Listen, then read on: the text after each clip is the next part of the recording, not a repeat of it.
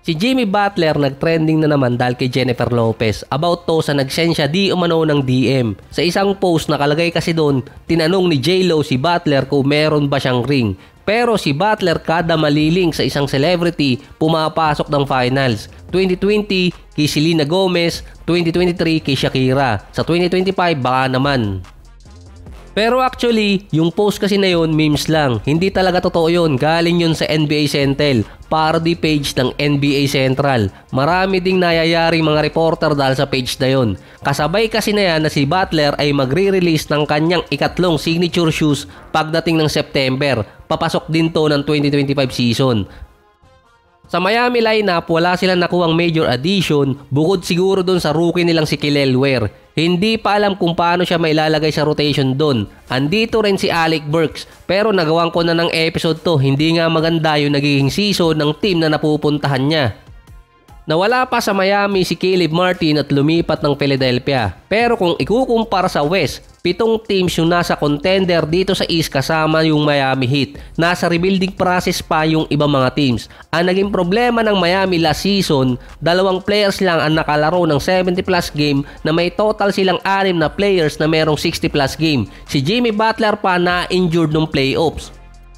Bago pala pumasok ang playoffs nun, meron 3 star player ang Miami, si Butler, Hero at Adebayo. Sa 3 na yan, si Hero at si Adebayo yung pasok ang timeline or magkasabay sila. Kahit mag-retire si Butler, meron pang matitirang 3 to 5 years kina Hero at Adebayo na magkasama.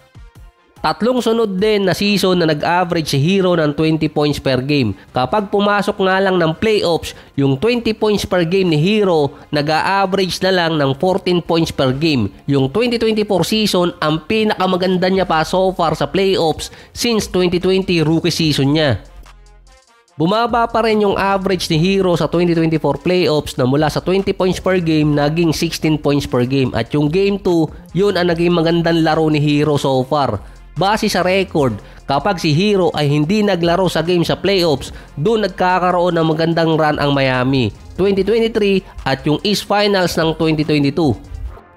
Sa last 2 great run ni Butler at ng Miami sa playoffs, wala doon si Hero or kaya na-injured siya. Unpredictable ang season ng Miami pero nagiging predictable yun kapag kasama ni Hero si Butler. Kaya yung mga scout sinasabing i-trade na siya habang mataas pa yung value. Kaso love na love ni Pat Riley.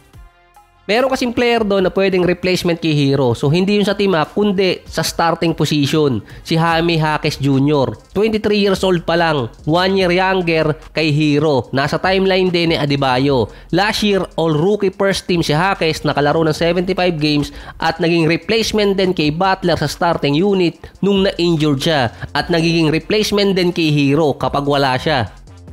Hindi man niya matapatan yung scoring ni Butler pero nagagawa ni Jaquez na mamatch yung impact sa game. Siya yung halos katulad ni Butler sa Miami lineup. By volume naman, mas better shooter si Hero pero kapag percentage, halos parehas lang sila ni Jaquez. Much better defender pa si Jaquez kumpara kay Hero. Si Jaquez yung isa sa drop steal last season. Papasok ng kanyang ikalawang season, meron pa kasing player doon ang kailangang palitan ng minutes, si Caleb Martin. Mawawala sa Miami ang 27 minutes, 10 points, 4 rebounds at 34% sa 3-point area. Kasama pa doon yung defense ni Martin. Sa record din, much better scorer si Hero kapag off the bench player siya kumpara sa starting unit. Nag-iiba lang yun kapag dumating talaga yung playoffs. Isa pa, wag lang tatamaan din si Jaquez ng sophomore jinx.